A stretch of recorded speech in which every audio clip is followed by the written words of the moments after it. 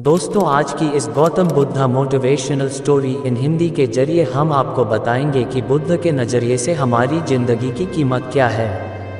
हम में से बहुत से लोग अपनी ज़िंदगी की वैल्यू नहीं समझते और अपने जीवन को ऐसी चीज़ों में बर्बाद कर देते हैं जिनसे हमारा नुकसान ही होता है। कुछ लोग अपनी ज़िंदगी शराब के पीछे बर्बाद कर देते हैं तो कुछ लड़कियों के चक्कर में और कुछ अपनी सारी ज़िंदगी पैसा करके बर्बाद कर देते हैं। आज की इस बुद्धा स्टोरी इन हिंदी के जरिए आप जानेंगे कि हमारी ज़िंदगी कितनी कीमती है और हमें अपनी इस कीमती ज़िंदगी को किस तरह जीना चाहिए। एक बार की बात है, गौतम बुद्ध अपने शिष्यों को ज़िंदगी से जुड़ी अच्छी बुरी चीज़ों का ज्ञान दे रहे थे। सभी शिष्य उनकी बातों को बहुत ध्यान से सुन रहे थे। उन सभी में एक शिष्य ऐसा था जिसे प्रश्न पूछने की बहुत आदत थी। वो उठकर गौतम बुद्ध के पास गया और उनसे बोला, आप हमें ज़िंदगी के बारे में जो कुछ सिखा रहे हैं उस सब का क्या फ़ायदा, क्योंकि हम में से बहुत से बच्चों को ये भी नहीं पता कि हमारे जीवन का मूल्य क्या है और ये जीवन हमारे लिए कितना कीमती है। पहले आप हमें ये बताइए कि इस जीवन का मूल्य क्या है। अपने शिष्य की बात सुनकर गौतम बुद्ध अपने कक्ष में गए और एक चमकता हुआ पत्थर का टुकड़ा लेकर आए।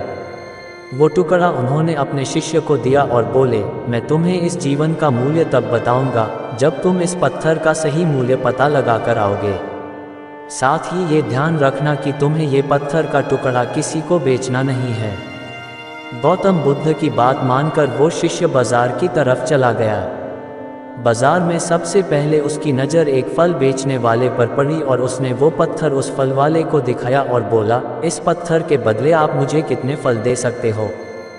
फल वाला बोला, ये पत्थर कुछ खास तो नहीं है, लेकिन फिर भी इसके बदले में तुम्हें 10 केले दे सकता हूँ। वो शिष्य उस पत्थर को लेकर आगे चला गया। फिर उसे एक सब्जी वाला मिला।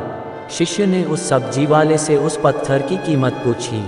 सब्जी वाले ने उस पत्थर को ध्यान से देखा और बोला, इस पत्थर की कीमत के बदले में तुम्हें ज़्यादा से ज़्यादा एक बोरी भरकर सब्जियां दे सकता हूँ। इसके बाद वो शिष्य उस पत्थर को लेकर एक सोने के व्यापारी के पास गया।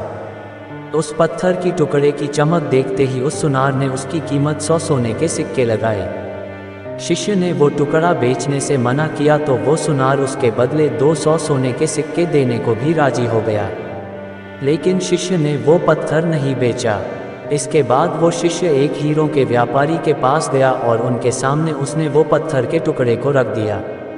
उस पत्थर को देखते ही हीरों के व्यापारी ने एक साफ कपड़ा बिछाया, उस पत्थर को उसके ऊपर रखा, फिर उसकी परिक्रमा की और हाथ जोड़कर उस पत्थर को कपड़े में लपेटते हुए वो बोला, तुम जिसे मामूली पत्थर समझकर उसकी कीमत पूछ रहे हो, असल में ये एक बेशकीमती रूबी है। ऐसा रूबी हर किसी को नहीं मिलता। मैं अगर अपना सब कुछ बेच भी दूं तो भी इसकी कीमत नहीं चुका सकता। उस व्यापारी की बातें सुनकर वो शिष्य हैरान हो गया। वो दौड़ा दौड़ा सीधा बुद्ध के पास आया और उन्हें उसने जो कुछ भी बाजार में हुआ वो सब बताया। उसकी अचरज भरी बातें सुनकर गौतम बुद्ध बोले, तुम्हारे सवाल का जवाब इस रूबी की कीमत में ही छिपा है। हमारा जीवन भी एक रूबी है, रूबी की तरह ये भी बेशकीमती है, लेकिन हम इस बात को हमेशा नज़रअंदाज करते हैं और अपने जीवन का मूल्य नहीं समझते। हम दूसरों को देखकर और उनके जैसा जीवन जीने की कोशिश में अपने जीवन की कीमत को कम कर देते हैं। हम ये सोचते हैं कि हमारी ज़िंदगी की कीमत वही है जो दूसरे हमें बताते हैं, लेकिन ये बात हमेशा ध्यान रखना कि सामने वाला अपनी हैसियत, बुद्धि और अपनी समझ के हिसाब से तुम्हारी कीमत लगाता है।